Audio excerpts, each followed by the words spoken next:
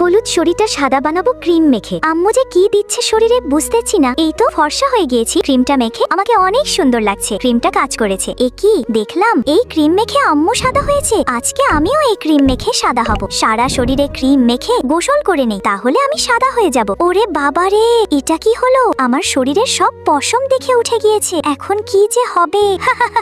দেখ দেখ, পশম ছাড়া বিড়াল আসছে স্কুলে। স্কুলে সবাই হাসাহাসি করলো আমাকে দেখে। দেখ কত বিশ্রী দেখতে।